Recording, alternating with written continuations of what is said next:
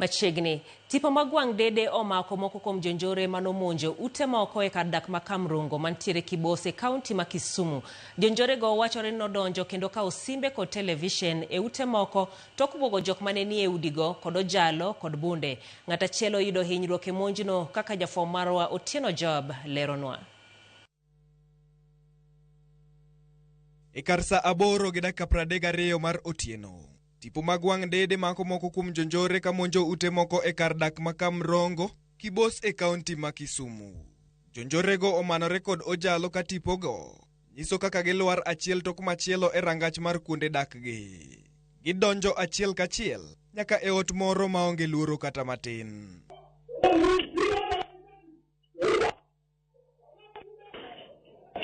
Tipo machielo makogi e kar saa 9:18 kama giiye kod rangach mar kar dagno mar miyo gi thuolo mar kalo.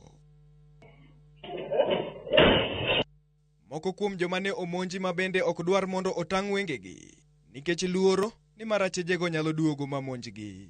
Achiel kuom jok manomonji go lero kaka jonjorego manomanore kod gige lweny nobuoge kendo miye siem ni kik ogo koko ni marachiel kuom gi nonegi e kar dakno. Kendo olero kaka monjno notimore.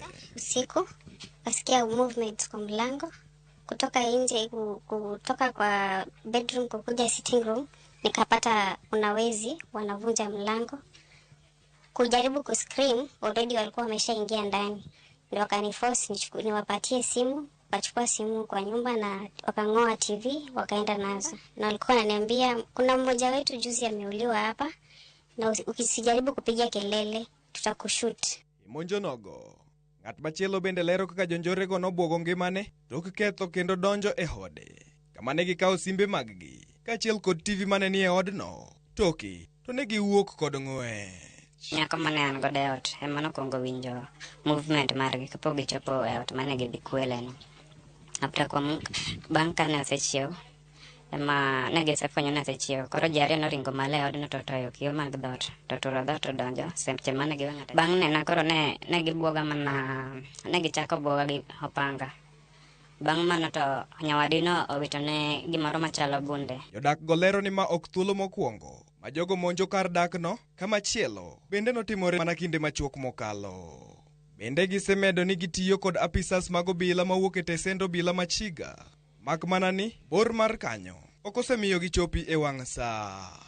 Ma e chal mar ute manomonji kaka ne giketho kendo gidonjo e odno.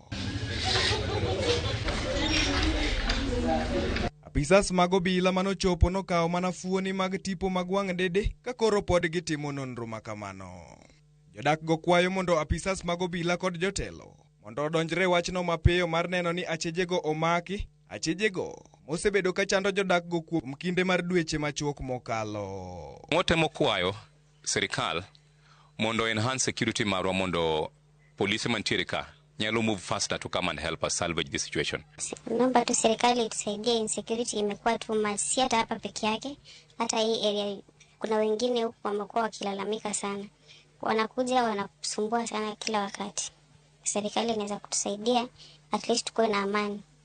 Every week okal ka pokagirade udi kaendi, and mostly they do it from Thursday, Friday, Saturdays, from gimoma chako saa 9 nyaka saa 10 ka. Otieno Job, Ramogi TV. En ywak noero ewi wechego eko mag arita Kisumu. Arita noero medo mana njaore ka wadhi bondo en